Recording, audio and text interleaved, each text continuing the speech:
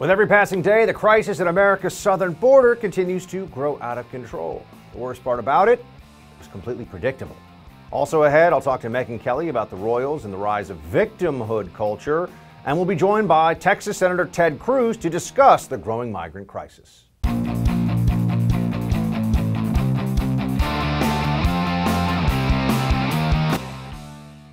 Do you believe that right now there's a crisis at the border? I think that the answer is no. I think there is a challenge at the border that we are managing.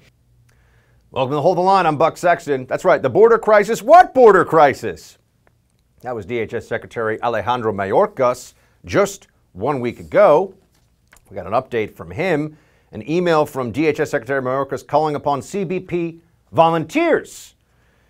He says, you'll likely have seen the news about the overwhelming numbers of migrants seeking access to this country along the southwest border. President Biden and I are committed to ensuring our nation has a safe, orderly, and humane immigration system while continuing to balance all the other critical DHS missions. Basically calling out for help. There's no crisis, though. I mean, they're overwhelmed. The system is flooded. It can't function properly. You have kids in jail-like, and that's from the New York Times, jail-like facilities being held now at the point where they're overflowing and they can't manage this anymore, but there's no crisis. Oh, okay. Got to avoid that word.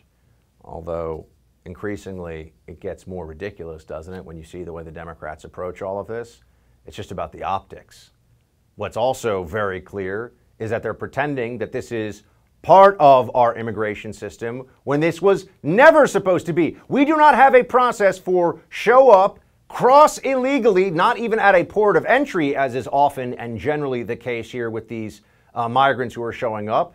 Surrender yourself to Border Patrol, claim defensive asylum after you've entered the country illegally, and then be processed, and by process they mean released into the interior of the United States. This happened before. We know what the result is. It is a backdoor entryway, skipping the line for immigration in the United States. It's exactly what's going on, and Democrats are pretending it's just a function of having some more buses deployed, having more people down there to do the processing.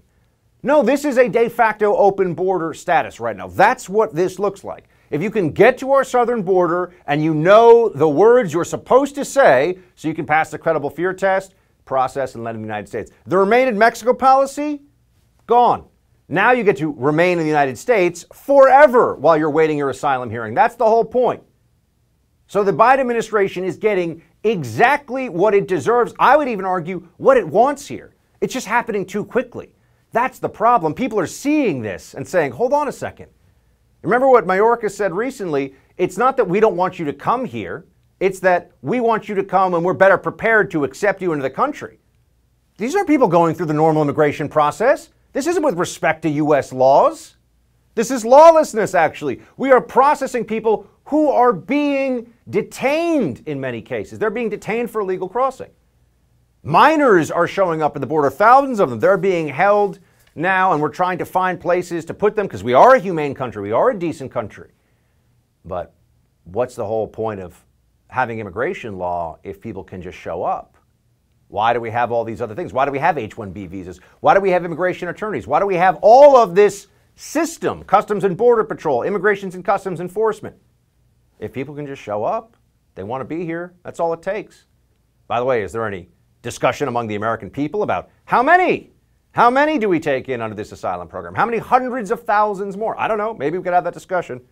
But Jen Psaki wants to know, it's not because the Biden administration has clearly convinced not just the American people, but also much of the rest of the world that they would prefer to have an open border. They're just trying to get us there. It's about some hurricanes that happened. Here's what Psaki Bomb said. There are a couple of reasons why we think people are coming to the border. Of course, individuals are fleeing countries where individuals and families are, they're fleeing prosecution, fleeing violence, fleeing economic hardships and other things. The region has also experienced 2 hurricanes in the fall, putting further stress on the conditions in these countries and the circumstances that are facing individuals. And all of this is taking place during a global pandemic that has impacted other countries. She said too much there. Economic hardship? Fleeing economic hardship is not the basis for an asylum request. Remember, you could apply for refugee status in another country. Asylum is when you show up, and the whole reason for asylum is you are in such a desperate circumstance from politically motivated violence back home that you have to show up and request that the host country take you in. You're also supposed to request asylum in the first country you get to where you have a reasonable expectation of safety, which for Central American migrants would be Mexico, not the United States. You're not supposed to pick and choose which place has the best economy, the best benefits from the state. That's exactly what's going on here. Oh, yes, and it was the hurricanes that happened. That's why. Not that the Biden administration came in and everybody knows. Not that people are showing up, literally showing up at the border with Biden let us in t-shirts on. They seem to know. They seem to know what's going on, but we're supposed to pretend otherwise. Texas Governor Abbott all of a sudden has decided that he wants to be a Republican again in recent weeks. It's been a nice change. He's out there saying, no, it's the difference in policy that has resulted in this wave of migrants at the border. Play it. Let me begin by making one point very clear. There is a crisis on the Texas border right now with the overwhelming number of people who are coming across the border. This crisis is a result of President Biden's open border policies. It invites illegal immigration and is creating a humanitarian crisis in Texas right now that will grow increasingly worse by the day. In getting information in my meeting with the Border Patrol, I learned these things. And that is one of the reasons for this crisis that has led to a dramatic change in just a few months is the change in policy. The policy change from Biden and his team. They came into office and said no deportations for 100 days. That sends a signal. They came into office and everybody knew that all of a sudden immigration law was racist. Gosh, the Democrats are the ones who have been sitting around allowing this to be the law. I mean, they're in power now. They were in power for 8 years under the Obama administration. The immigration laws weren't racist then. They're just not enforced. That's the way this game is actually played, as we all know. This is only going to get worse, by the way. The media doesn't really want to focus on this because if the American people see what's actually happening and the lawlessness and the way that we're being made fools of by thousands and thousands of individuals day in and day out who are showing up and saying, I'm just going to skip your whole immigration process. Forget about assimilation, forget about immigration law, forget about sovereignty. I want to be in America because I think it's better for me. Oh, okay. Well, is that now Democrats should be clear, is that the justification for being an American? Because we better make room for a couple of 100 million people from around the world who want to show up here because, you know, it's a good place to be. And that's the country we're in right now, thanks to the Democrats. How are they going to stop this? Why would they even send any of these individuals back? We're a nation of immigrants. They're just undocumented. They don't want to send any of them back. Let them in. So why do we have immigration laws in the first place? They will not tell you what they really want to accomplish with this, which is, of course, eventual amnesty for millions and millions of people who are in the country illegally and hundreds of thousands who are just arriving in the country now. About 70,000 in January, over 100,000 is likely to be the figure for February. It'll be over 100,000 for the month of March too, and going up and up and up into the summer. Yeah, this is what you get with the not radical at all Biden administration. Yeah, sure. Oh, one more thing about Biden. This is a guy who came in promising you that he would be a moderate. Yeah, we'll get into that and more coming up in a bit.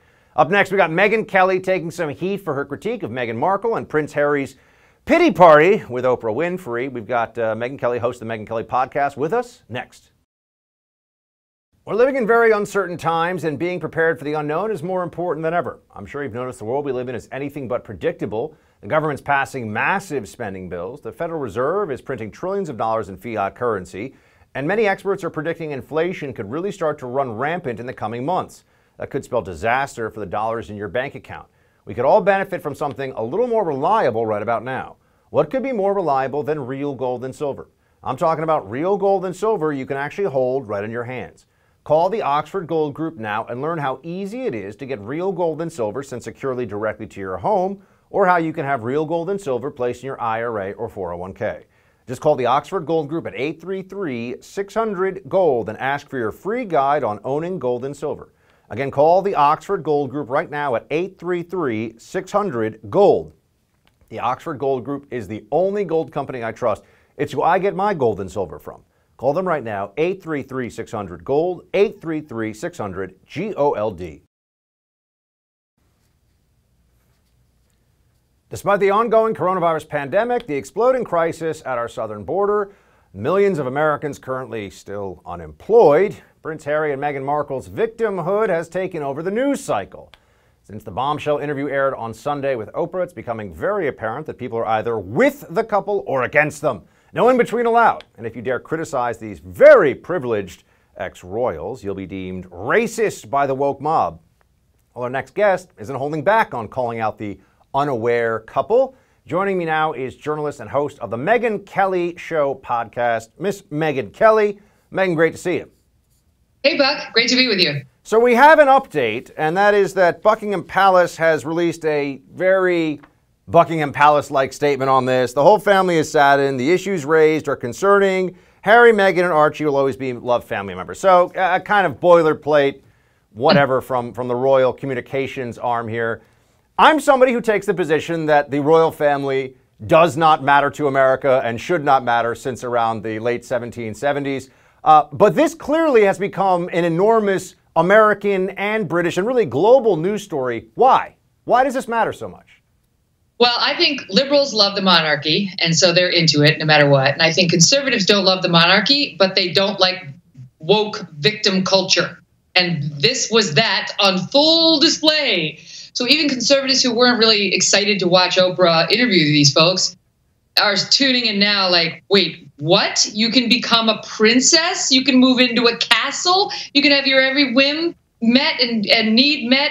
And you're still finding a way to be the victim at all times because you had to go to on a tour of Australia and smile a lot? That was a tough moment for you, and I'm supposed to feel sorry for you?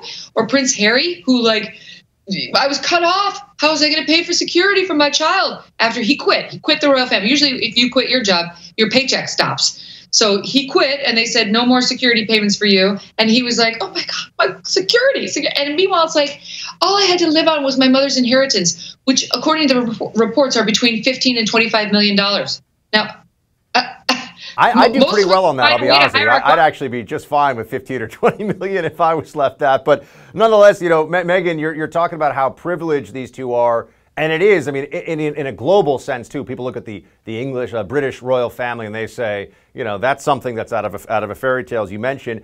But there's the greatest of all situations would be to be privileged and to be a victim at the same time. And the way to get that across was obviously to introduce the issue of race. Meghan Markle said this, rude and racist aren't the same thing. Just to remind everybody, play it. If members of his family say, well, this is what's happened to all of us, or if his, you know, if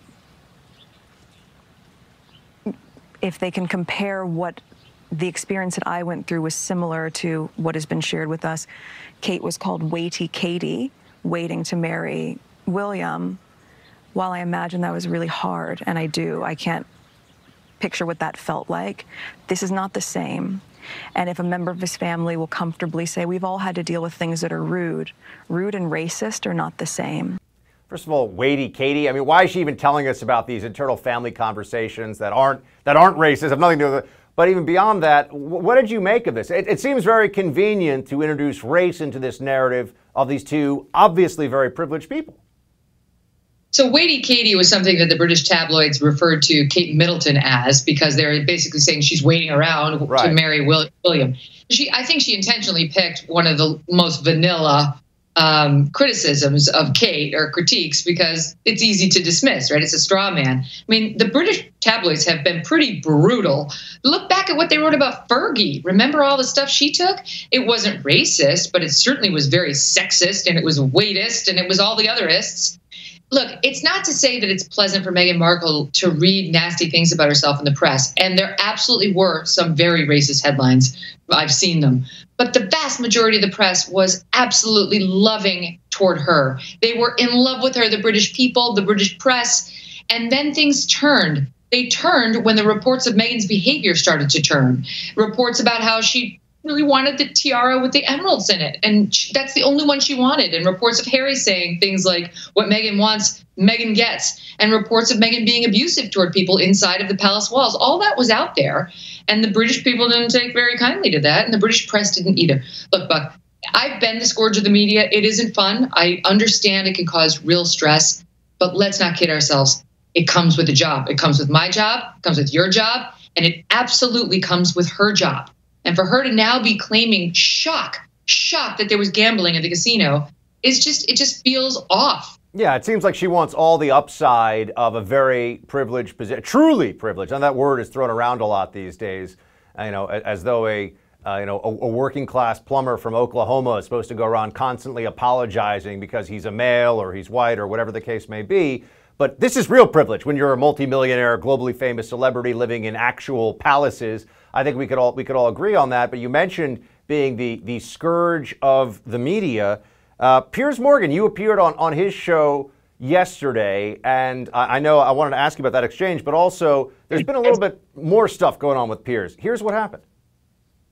Understand that you've got a personal relationship with Meghan Markle, or had one, and she cut you off. She's entitled to cut you off if she wants to. Has she said anything about you since she cut you off? I don't think she has, but yet you continue to trash her. OK, I'm done with this. No. Sorry, no. Sorry. Do you know what? That's pathetic. You can trash me, maybe, not my own. No. See you later. I'm being... Sorry, can't do this. This is absolutely diabolical behaviour. He just walked off set. Megyn, more than just walking off set, apparently now he's walked off that job. ITV has said that they have parted ways. Surprising to you? What's going on here? I'm shocked. It's more than surprising. I'm shocked. Piers has been hosting that show, which is hugely popular. He and Susanna keep getting voted #1 morning hosts over there. And I've been on Good Morning Britain many, many times. And Piers Morgan, he's always on the edge, right? That's not new for him. That's kind of his trademark, right? That's his bread and butter to like push the envelope. And they seem to love that about him. I know he got a bunch of complaints over the past 24 hours because he threw the hooey card on basically everything she said. And it seemed to sweep up even her claims of mental health distress, her claims that she was suicidal. And that led to a lot of like 40,000 complaints, I think, or some sort of huge number. And today he clarified it, saying he didn't mean to attack that particular claim, but just he doesn't believe in her credibility. I don't know if there was a bigger row, as the Brits say, about that particular comment than we knew. But he, to me, even prior to that exchange you just played, because I watched the preceding 14-minute segment, seemed like a man who was on the edge. He seemed angry going into it. And just as a television person, it said to me, I bet you there was something before he went out on the set between him and somebody, and he was loaded for bear, and that guy pressed his last button. So I don't know. I don't know how it went down, but it was shocking. Megyn, you mentioned that you've been at the center of the storm of the media outrage machinery and clearly have come out from it learning some things about the fairness or lack thereof of the way that the corporate media will treat different, whether it's a different individual, different issue. We're seeing cancel culture right now that it's like we're creating a parody of what the left would like to do. And I think that the Harry and Meghan issue is tied into, there's this idea of victimology, and we have to live in this constant world of intersectionality and different competing groups of that are oppressing one another. And so we have to get rid of all these different cartoon characters. We actually have a screenshot here. We got Mr. Potato Head. Now, to be fair, Mr. Potato Head went back. It was going to be just Potato Head, then they went back. But they tried to cancel Mr. Potato Head. We got those 6 Dr. Seuss books. We've got Speedy Gonzales. I think I'm still allowed to say it. Speedy Gonzales, who is now gone as a longtime beloved cartoon character. And Pepe Le Pew, and this is for real, Megyn. I don't even know if you saw this, because he perpetuates rape culture. He is a talking skunk, and a cartoon at that. It feels like they're just trying to, like the left is just trying to see what they can get away with these days. You know, Buck, this stinks. It stinks. Indeed. It's ridiculous. I sent out a tweet the other day that it was this picture I found online. It basically said, what kind of a world is it where Nicki Minaj wins Song of the Year for a song that's wet ass P word, and we have to cancel Dr. Seuss? Like, what? Have we lost our ever-loving minds because Dr. Seuss is offensive, but wet-ass P word over and over and over with all of its lyrics? Yay, feminism. I'm not feeling it. I don't think the average American is feeling it. I think they see the gross double standards. I don't think anyone in their right mind thinks a skunk is going to make a woman more open to dating a man who's into rape, or make a man more likely to rape. We've lost our ever-loving minds, and I think it's driving people insane, right? Like, and then they go into their job at Coca-Cola, and they're told they're terrible because they were born with white skin, which is essentially what Coke did. It's like everywhere, and if we don't fight back against this divisive, like hateful, it feels like cultural poison, Megyn. It feels like cultural poison. Yes, it absolutely is, and it's cross. It's not just race; it's gender. It's, as you point out, the skunk has offended people. The Mr. Potato Head. Mr. Potato Head was offensive because he had a Mister. It's not you're not allowed to have any gender now. It's not about being supportive of somebody who's trans. You just can't have a gender. Just having a gender is offensive. Well, too bad. Too bad. There are many of us who have a gender, and we're happy to say it, and we believe women are the ones who menstruate, and we don't find that offensive. And if we don't start saying that stuff, more people than the few people who speak out are just going to keep taking beatings, like J.K. Rowling or whomever, Piers Morgan, whatever. We got to stand tall on this stuff, Megyn. The fight's not over, not by a long shot. But good to see you. Everyone should check out the Megyn Kelly podcast. Megyn, always appreciate you. Thanks so much. My pleasure, Buck. Thanks for having me. All right, coming back up here in just a second, want to get into all of the latest with the anti-Trump Lincoln Project. We got accusations of self-dealing and sexual impropriety. We got that next on the Buck Brief. Have you ever wanted to invest in real estate, but you didn't have the time to do it on your own? I felt exactly the same way as you until about a year ago. I've always loved the idea of real estate investment, but I didn't know how to get started in real estate while fulfilling all my other obligations, right? I'm really busy. I know you are too. You got a lot going on. How are we ever going to take the time on our own to figure out how to invest in real estate? Well, then about a year ago, I met my friends at Done For You Real Estate. They took all the guesswork out of it for me. They found me an awesome property. They rented it out for me right away. They managed the tenant for me, and now I get a check every month like clockwork. Don't wait another second to see if my buddies at Done For You Real Estate can do for you what they've already done for me.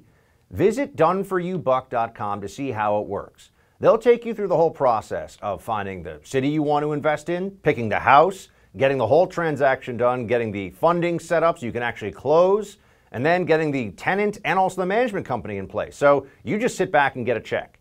Go to doneforyoubuck.com today. Again, that's doneforyoubuck.com.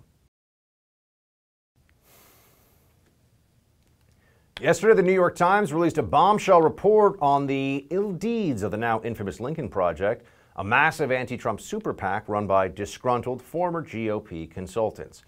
In the last few months, news has broken about how one of the founders, John Weaver, supposedly engaged in inappropriate behavior and conduct with young men, some of whom were underage.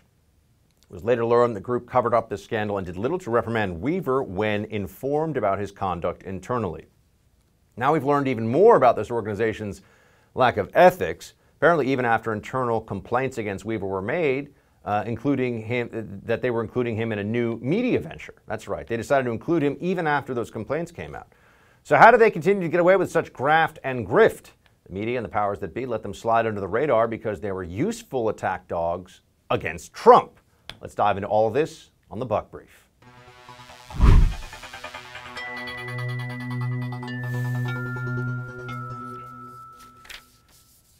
So they're not useful for the left the way they were to defeat Trump, and all of a sudden you're seeing the Lincoln Project get fed to the wolves, although they entirely deserve it. I can't even begin to tell you how much so.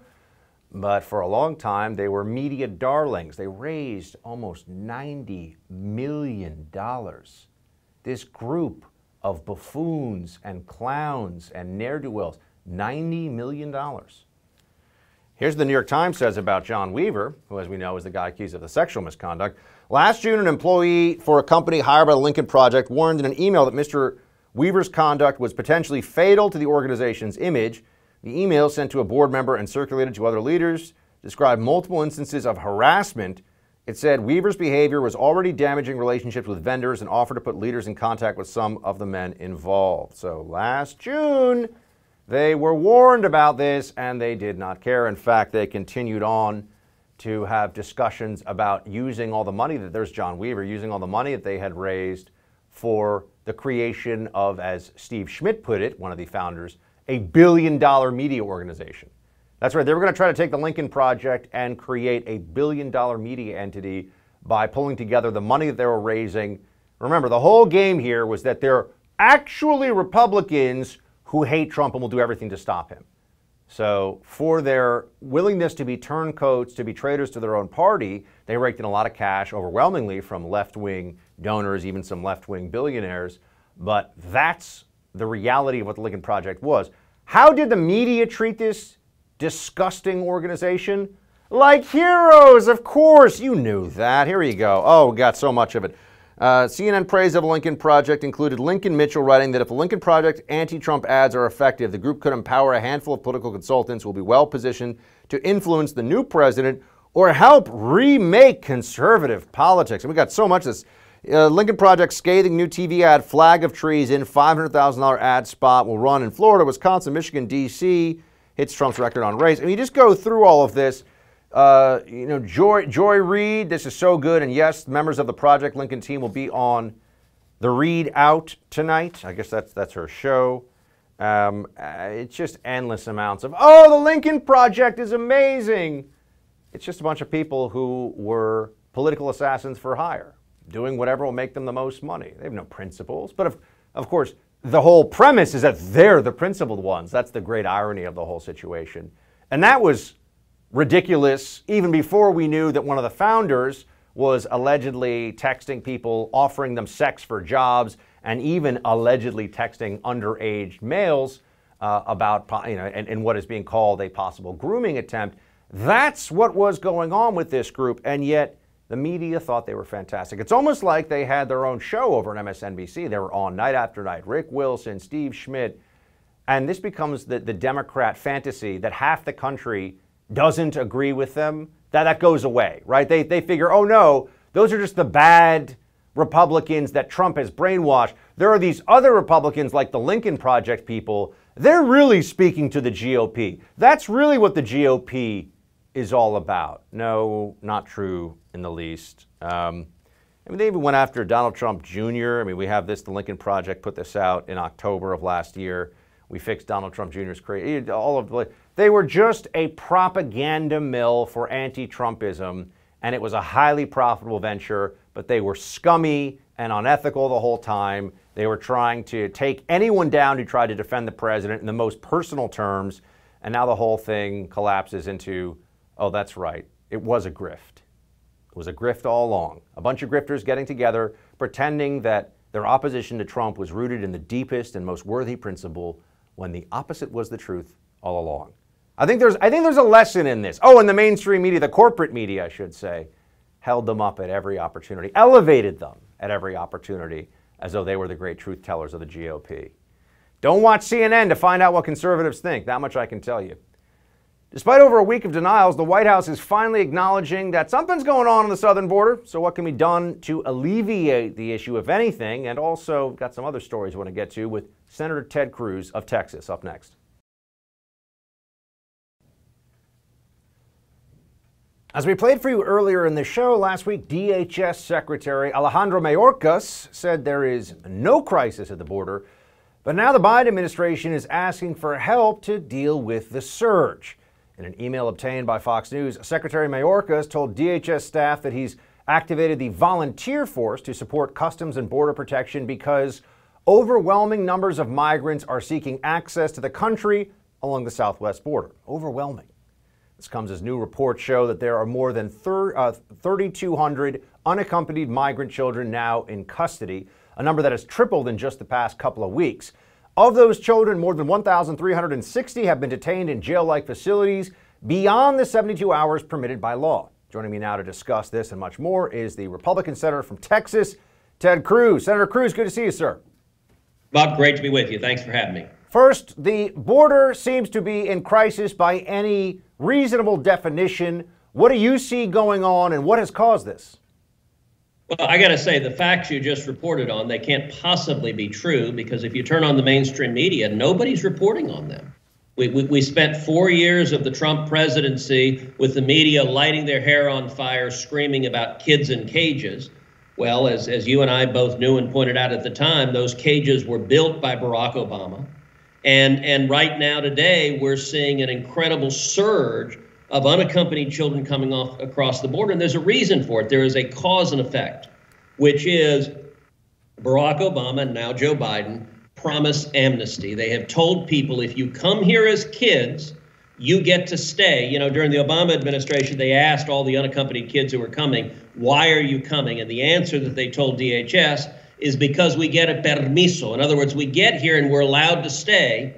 And the problem is you've got little boys and little girls who are being handed over to human traffickers, to violent cartels. These little kids are being physically assaulted, sexually assaulted. It is grotesque, it is inhuman, and it is getting worse under Joe Biden because his policies serve as a magnet to putting those kids in the place of abuse. If you want to be humane, if you want to be compassionate, then you secure the borders and you prevent kids from ever being put in the custody of human traffickers. Do you think that this is leading toward a further Democrat push for actual amnesty? And is that something that could get through the Senate if perhaps they decide that the Democrats are finally willing to eliminate the filibuster? Undoubtedly, that is where they're going. Joe Biden has already put forth an immigration plan that is the most radical immigration plan that has ever been put forth by an American president.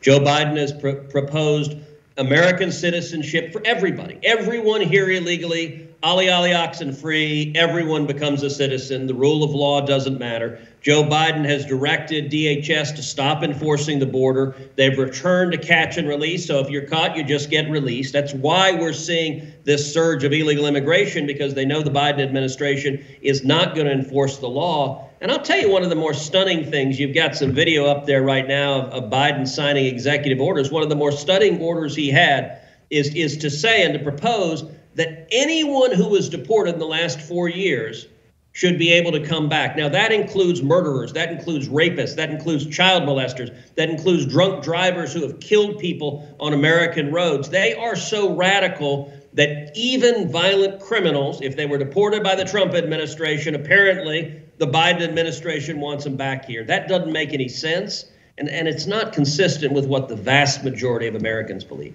While the border crisis continues to unfold, Senator, we know that we have this $1.9 trillion spending bill. To call it a COVID relief bill seems to give it more credit perhaps than it's due, or at least gives it the wrong focus. Here's what Jen Psaki said about some of the intent of the bill. The president is taking nothing for granted. I will note that the plan that the Senate passed this weekend puts us one huge step closer to passing one of the most consequential and most progressive pieces of legislation in American history. Most progressive pieces of legislation in history. That doesn't sound like the moderate centrist, you could trust good old blue-collar Joe that we were promised, Senator. No, there's a reason Bernie Sanders and AOC are celebrating, and Jen Psaki there actually appears to have accidentally spoken the truth.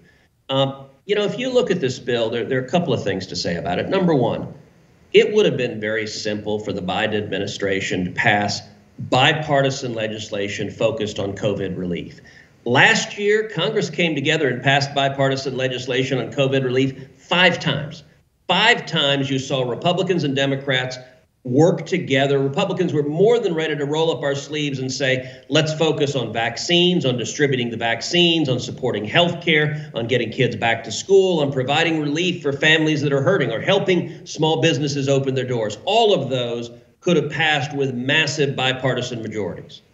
The Biden administration decided it didn't want to do any of that. Instead, it handed the pen over, it handed the agenda over to the radical left, to the Bernie Sanders and Elizabeth Warren and AOC. And as Jen Psaki said, this is the most progressive bill, by which she means left-wing socialist, knuckle-headed bill that has passed in decades. And you know, I do a podcast every week called Verdict with Ted Cruz. And the last podcast, what I talked about is if you wanted to sum up the Biden administration, the first 6 weeks of the Biden administration in 3 words, the 3 words would be boring but radical. And by that I mean, I think Joe Biden has made a political decision to be incredibly boring, that after 4 years of Donald Trump dominating the headlines, every tweet dominating the headlines, I think the Biden administration decided people were tired of that, and so let's just have good old Uncle Joe be boring and not make news. And he's managed to do that You think about there are not many days in the last 6 weeks where you've woken up and said, what did Joe Biden say today? Because most days he doesn't answer questions from reporters. He doesn't say much of anything. But that boring is a mask. It's a facade for an incredibly radical agenda. And Buck, I'll tell you 3 amendments that we voted on in the all-night voting session we had. Number 1, an amendment that I co-sponsored that said these $1,400 stimulus checks shouldn't go to prisoners, shouldn't go to violent criminals, murderers and rapists and child molesters currently in prison. Every single Democrat voted no. So this money is going to murderers currently in prison. Secondly, an amendment I introduced that said we shouldn't be sending these $1,400 taxpayer checks to illegal aliens, the 12 million illegal aliens in the United States. Again, every single Democrat voted no. And a third amendment that I introduced provided that we need to open the schools, and it said the money that's being sent, the billions of dollars that are being sent to schools, the schools don't get the new money unless they actually open up and teach our kids. And if they don't open up, the parents and kids get scholarships up to $10,000 a student so that kids who haven't been being educated for a year can actually be educated. Every single Democrat voted no. This is a radical partisan agenda. And we're going to see a lot more of it from the Biden administration. Speaking of radical partisan agenda, Senator, before we let you go, Kristen Clarke is a nominee to be Associate Attorney General for Civil Rights in this Department of Justice. And you've been trying to get the word out about some of her troubling past positions. And for one thing, she was a big believer in Jussie Smollett's hoax and thought that that was a major issue that we should all be paying big attention to. You tweeted out, the Democratic Party is so radicalized that Joe Biden has nominated Kristen Clarke to be Assistant Attorney General in the Civil Rights Division. Not only did she celebrate a convicted cop killer, she has troubling ties to the anti-Semitic Nation of Islam, story that's not getting enough attention yet, Senator. I want to try to change that, and you can help us by telling us what do we need to know about this nominee to a very important role in the DOJ under this Biden administration? Well, you look at her record, and it is a radical record. And by the way, there's a pattern, not only this nominee, but Vanita Gupta, who used to be the head of civil rights under the Obama administration and was just nominated for the number 3 position at the Department of Justice, just had her confirmation hearing today. In both instances, these individuals have had long careers, not as mainstream lawyers, not as demonstrating fidelity to law, but as radical left-wing activists. With respect to Ms. Clarke, she has vigorously defended a convicted and admitted cop killer who murdered a police officer. Not only that, she organized a rally in support of the cop killer where she invited as a speaker a noted anti-Semite from the Nation of Islam to speak in support of the cop killer. And this is who Joe Biden says should lead the civil rights division of the U.S. Department of Justice, someone who sides with cop killers over police officers, someone who is willing to celebrate and promote anti-Semitic, hateful attacks. I think that is a very poor decision for a Department of Justice that's supposed to be fair and impartial and committed to the rule of law. Senator, you're going to have your hands full opposing the radical agenda. We appreciate you holding the line, though, sir. Thanks for joining us. Always a pleasure. Fellow Democratic presidential candidate Hillary Clinton pops her head back up to take a shot at Republicans. That story and more coming up in Quick Hits, which is right after the break. You never thought COVID-19 could cost you your home, right? Well, it just might. Here's why. Cybercrime across the board during the pandemic has been up about 75%. And by far the most serious cybercrime to worry about is home title theft. That's right, cybercriminals, foreign and domestic, are now after our homes, and it's easier than you'd think. The title documents to our homes are online now. The thief finds your home's title and forges your signature on a quitclaim deed stating you sold your home to him. Then he takes out loans on your home and leaves you in debt. You won't know until late payment or eviction notices arrive. Insurance doesn't cover you, and neither do common identity theft programs. That's why I protect my home with Home Title Lock. The instant Home Title Lock detects someone tampering with my home's title, they'll shut it down. All you do is go to HomeTitleLock.com and register your address to see if you're already a victim of this crime and don't even know it yet. Then use code RADIO to receive 30 free days of protection. That's code RADIO at HomeTitleLock.com. Again, don't wait for this crime to hit you and go after the equity in your home. Use code RADIO after you go to HomeTitleLock.com for 30 free days of protection. Joe Biden has a senior moment. Hillary Clinton has a few words for Republicans, and Jen Psaki's getting tired of people asking, where's Joe? Those stories right now in Quick Hits. Let's start with one that you can try to figure out your own explanation for this one, I guess. Joe Biden was at a ceremony talking about the elevation of 2 female generals to be 4-star combatant commanders. He's at the Pentagon. He's got his Secretary of Defense right behind him, and he seemed to not be able to remember what the guy's name is. And I want to thank the former general. I keep calling him general, but the guy who runs that outfit over there. I want to make sure we thank the secretary for all he's done to try to implement what we've just talked about, and for recommending these 2 women for promotion.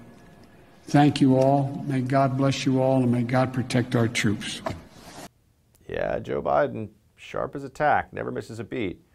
Yeah, you know, the guy who is over there at the place, the building with the 5 points or whatever, you know. Commander-in-Chief, Joe Biden, everybody. There you go. We also have other things to get to today. I just want to note, though, that while the Democrats pretend that anybody who brings up Biden's cognitive decline is a terrible person who's being dishonest, we're going to keep saying things like this, and you'll say, Stacey Abrams. Here's how she refers to protecting voting rights. We should have a baseline below which no state should be allowed to deny access to the ballot. That's the reason the Elections Clause exists, and that's why it's so critical that we not only have H.R. 1 and S.R. 1, but H.R. 4, which is the John Lewis Voting Rights Advancement Act, because that's going to be necessary to remedy whatever the U.S. Supreme Court does this coming week regarding the issue of Section 2 of the Voting Rights Act. We are at war, fighting to protect our democracy from domestic enemies at this moment. And those domestic enemies should be renounced. They should be pushed back against, whether they're at the state level or the federal level. It is our responsibility in the wake of January 6th to hold fast to our belief in our democracy and to ensure that every eligible voter can cast a ballot and have that ballot counted. At war, she says, in this country. Right now, we're at war with the people that did what exactly? Who is it? The January 6th? No, just Trump voters in general. Is that what it is? So I want to be very clear about that. Republicans, people that don't want to go along with the statist autocracy the Democrats are ramming down all of our throats all the time, putting Joe Biden in charge of the country as if we're all supposed to think that that's a really serious decision, a really good move with the best interests of all in mind. Yeah, speaking of Joe Biden, Jen Psaki's getting a lot of questions here about why doesn't Joe ever do press conferences? That seems like it's a pretty straightforward thing. Joe Biden should do press conferences, shouldn't he? Here's what she said. He has done about 40 Q&As since he took office, but in terms of a formal press conference, which I understand there's a big focus on, yes, we will have one before the end of the month. And what does it mean going forward? Will we see more of President Biden, specifically? More than 40 Q&As in the last month, or? Where he will be submitted to more extensive questions, follow-ups, the kind of things we're doing today. Will we see him regularly? I don't know that you'll see him more than 40 times a month, but I'm happy to ask him that question. Really sticking to her talking point there, isn't she? Oh, I'm sorry, more than 40 times. Is it, what day is it? Is it Tuesday or is it more than 40 times day? She's right on it, not going to move from it. Yeah, we mean Joe Biden has to stand there and answer questions and then can't just walk away when he doesn't want to answer the question because he's just doing a little walk and talk thing with somebody. An actual formal press conference where he would subject himself to the press corps that fawns over him anyway. But they're just, look, they're trying to hide from the inevitability. Joe Biden's been a gaffe machine his whole life, first of all. And second of all, now he's a gaffe machine in cognitive decline. We can all see it, but they don't want to talk about it. They don't want to believe it. They don't want to accept it. So they act like the 40 times. That's all that really matters. He's done 40 press conferences. Oh, not press conferences, Q&As, in which he can just look at a reporter and go, meh, and walk away because he doesn't want to talk about it. That doesn't really count, does it? You know who you haven't heard from in a while? Hillary Clinton. She thinks that the country is in big trouble because, well, she's not president. That's one thing, but also the GOP, you see it on your screen, is a cult. And really, Representative Cheney was one of the very few Republicans in Congress who did stand up. And I give all of them who spoke up, who voted for impeachment, who voted for conviction in the Senate, credit for doing what was right. I just wish that more Republicans had either the courage or the understanding of what they needed to do, that they too had stood up and spoken out. Right now, Jonathan, it is really troubling to see the Republican Party turn themselves into a cult.